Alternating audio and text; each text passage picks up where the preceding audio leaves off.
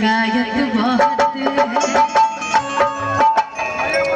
उन्हें, फिर भी हमसे मोहब्बत बहुत है।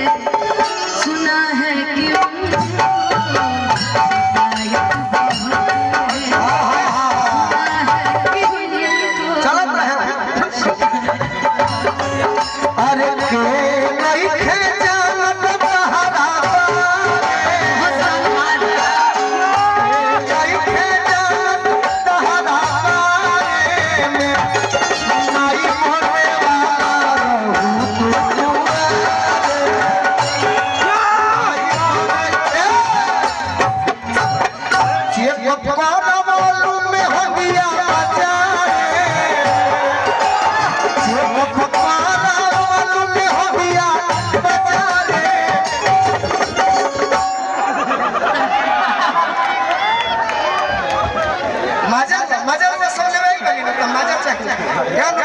बचा के गोर धरिया मारी मारी मारी मारी तमाई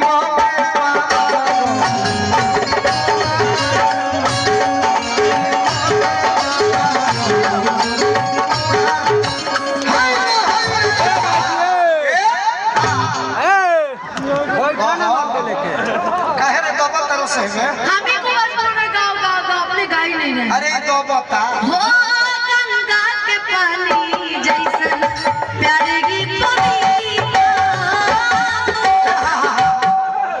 अनुपमा तोहरों में गड़बड़ी हो गई क्या तार पियवा पातर बा एने हम मोट बानी अकर कहे ना वाला अरे पातर मत पिया हमर पपरी कुमारिया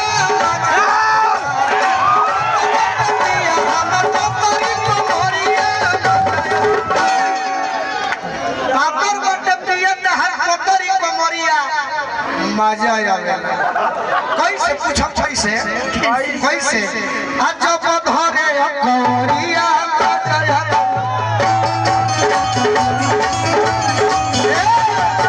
कने हुड़का बाजवा ना होगा ना।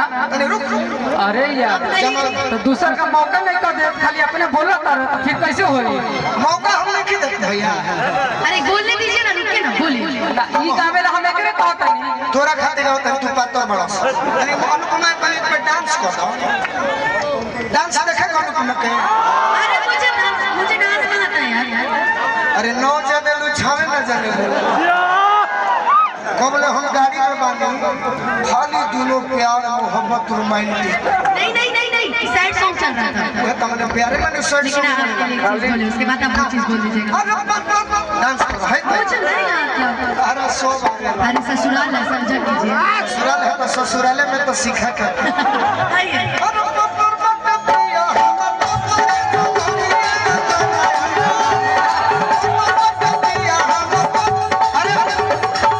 ये भी बहुत अच्छा है।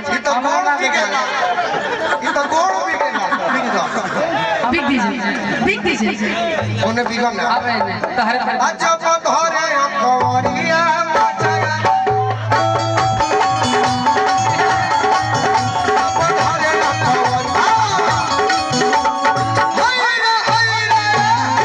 कि पहिले रहले काजू अखरोट हो गइले,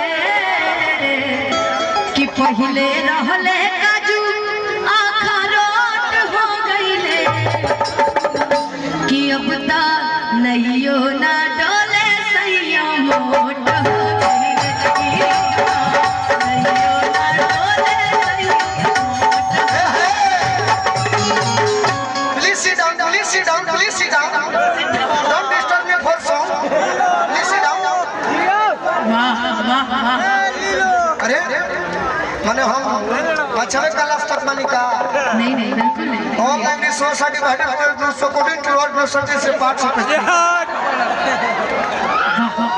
वाह समझ में नहीं आया इसलिए वाह वाह। A noun is a naming word The noun is the name of person, place or thing. बस इतना ही आता है ना। यू आर माय सर्वेंट हां कहियो ना डोले सैया मोट हो गए। मोट हो गए। अरे कि दिलवा में जगह दे द अच्छा अच्छा अच्छा का करे मोट पातर नहीं आया कहने, नहीं आया। ना ना ना ना। अब देखो हमारा गलत हम बोली ला समझा कीजिए हम सब कि जन्म समझा कर अच्छा समझा कर अब देखो तू ही अनुपमा बारू कि लाम लाहकार से पेट नहीं भरेला हो। लेकिन हाँ एगो बात बा तहरा आज मजा मिलता मौका मिलल बा ऐसे ही कहेला कहीं जाला था फलाना ऑर्केस्ट्रा कंपनी आज मौका मिलल बा जम के आज तो हर खातिर हम आइल बानी। ऑर्केस्ट्रा कंपनी का क्या नाम था? यही सब कंपनी का नाम है कंपनी का नाम है सलेल थिएटर संगीत कंपनी। प्रोप्राइटर भिक्खू जी स्वागत करते हैं और करता ही या महीने बात जान बनाओ जगह पर हंसत एक बार और कौन खरा अच्छा ठीक पहले जवाब अच्छा अरे किला मल्लाहकार से पेट नहीं भरेला हो। अरे पूरब नहीं खे कोटा होई अनुपमा हो होई